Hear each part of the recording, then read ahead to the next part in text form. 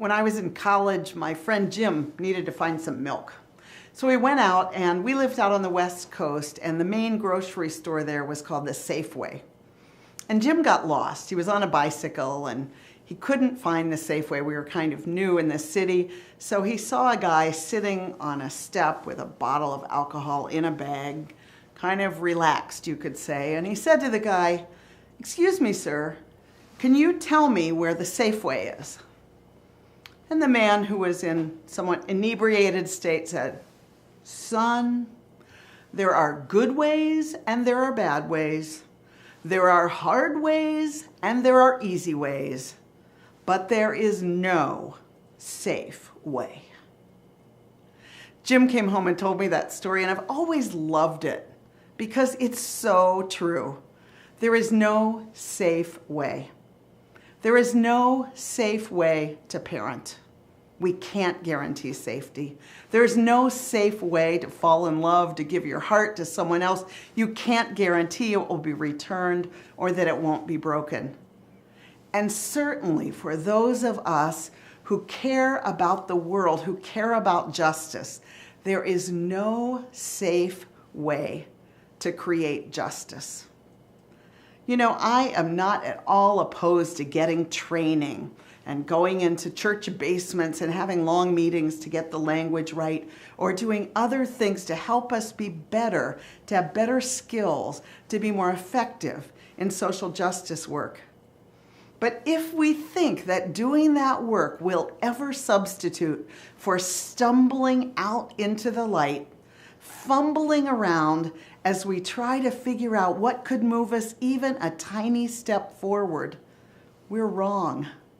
And over, I talk to people whose hearts are broken because something didn't work the way that they wanted to, and so they draw back.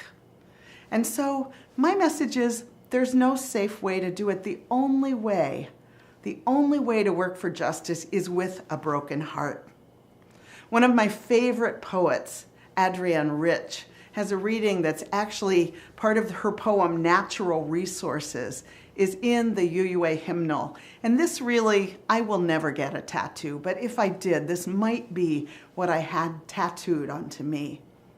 She says, "My heart is moved by all I cannot save. So much has been destroyed.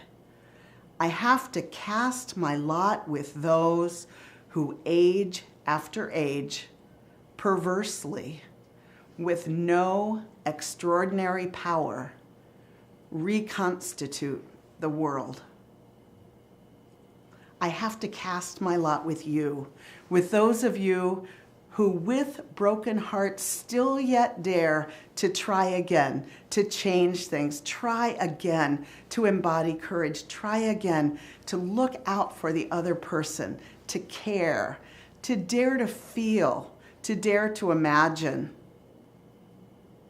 You know, I have seen campaigns fail, and I have seen campaigns succeed.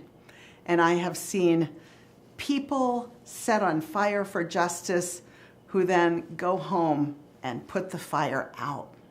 And I guess when we think about vulnerability and justice making, what I would say is, we're all vulnerable. We're all vulnerable whether we dare to do anything with our vulnerability or whether we stay home and wrap ourselves in gauze and try to pretend that we're safe.